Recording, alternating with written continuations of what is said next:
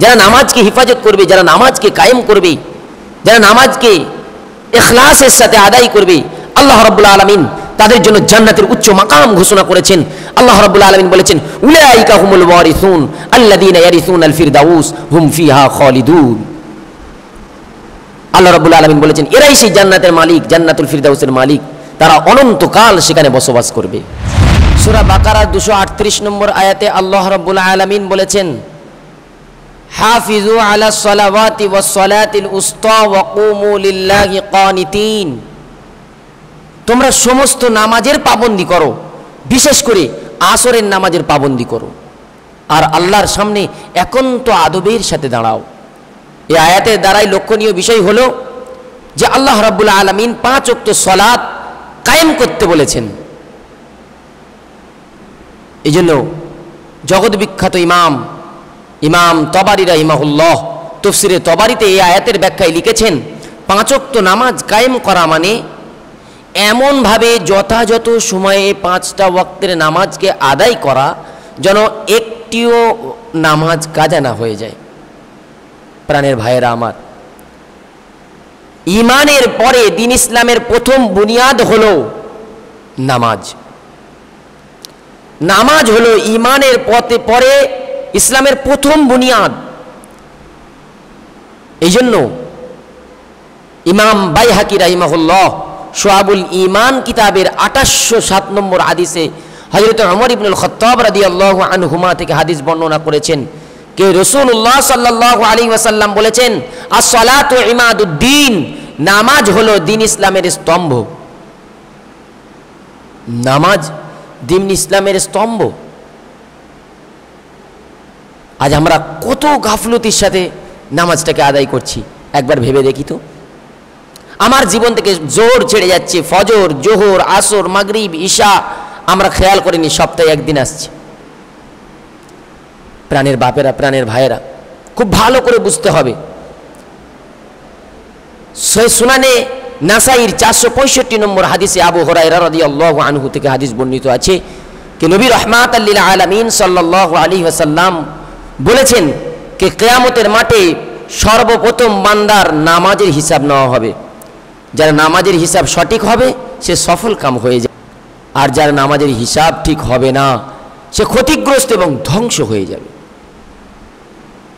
আমরা যদি কোরআন মাজিদের দিকে তাকাই, সূরা মুদ্দাসসিরের 42 ও 43 নম্বর আয়াতে মহান আল্লাহ রাব্বুল আলামিন বলেছেন, মা সালাকাকুম ফি সাকার ক্বালু লাম নাকু মিনাল মুসাল্লিন।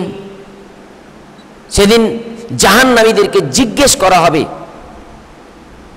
সেদিন জাহান্নামীদেরকে জিজ্ঞেস করা হবে, বলো তোমাদেরকে কিসের কারণে জাহান্নামে নিক্ষেপ করা হলো? তারা বলবে, ক্বালু লাম নাকু মিনাল মুসাল্লিন, আমরা নামাজি ছিলাম না, মুসল্লি ছিলাম না। আল্লাহু আকবার। প্রাণের বাপেরা, প্রাণের ভাইয়েরা, আমরা নামাজের প্রতি গাফলতি করছি একবার ভেবে দেখি। নামাজ কত গুরুত্বপূর্ণ একটা ইবাদত। নামাজ যদি আমার জিন্দেগিতে না থাকে, নামাজ কাজা করলে, নামাজ ছেড়ে দিলে পরিণাম কিন্তু জাহান্নাম। আমি বলছি না, কোরআন সূরা মুদ্দাসসিরের 42 ও 43 নম্বর আয়াত খুলে দেখে নিন, আপনারা খুব ভালো করে বুঝবেন। এই জন্য সফল কাম আল্লাহ রাব্বুল আলামিন সূরা মুমিনুনের সফল কাম ঈমানদারদের 6টি গুণ বর্ণনা করেছেন। আল্লাহ তাআলা বলেছেন, কদ আফলাহাল মুমিনুন আল্লাযীনা হুম ফি সালাতিহিম খাশিউন। ওই ঈমানদার সফল কাম, ওই ঈমানদার কামিয়াব যে নামাজটা নম্র ভদ্রতার সাথে, একাগ্রতার সাথে, যত্নবান হয়ে নামাজকে আদায় করে। আর যারা নামাজের প্রতি যত্ন নেবে, যারা নামাজকে হেফাজত করবে, যারা নামাজকে কায়েম করবে, যারা নামাজকে ইখলাসের সাথে আদায় করবে, আল্লাহ রাব্বুল আলামিন তাদের জন্য জান্নাতের উচ্চ মাকাম ঘোষণা করেছেন। আল্লাহ রাব্বুল আলামিন বলেছেন, উলাইকা হুমুল ওয়ারিসুন আল্লাযীনা ইয়ারিসুনাল ফিরদাউস হুম ফিহা খালিদুন। আল্লাহ রাব্বুল আলামিন বলেছেন, এরাই সেই জান্নাতের মালিক, জান্নাতুল ফিরদাউসের মালিক, তারা অনন্তকাল সেখানে বসবাস করবে।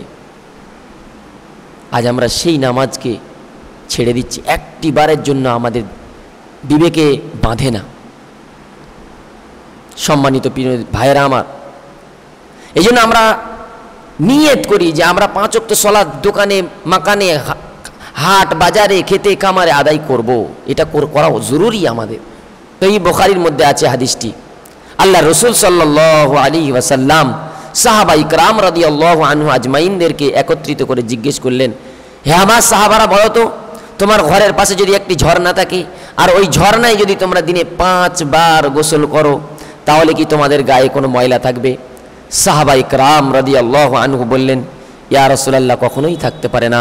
আল্লাহর নবী রাহমাতাল লিল আলামিন সাল্লাল্লাহু আলাইহি ওয়াসাল্লাম বললেন, নামাজের দৃষ্টান্ত ঠিক ওই রূপ, যারা 5 ওয়াক্ত সালাত 5 ওয়াক্ত নামাজ টাইম মতো আদায় করে নেবে, আল্লাহ রাব্বুল আলামিন তাদের জীবনের পাপগুলোকে মাফ করে দেবে।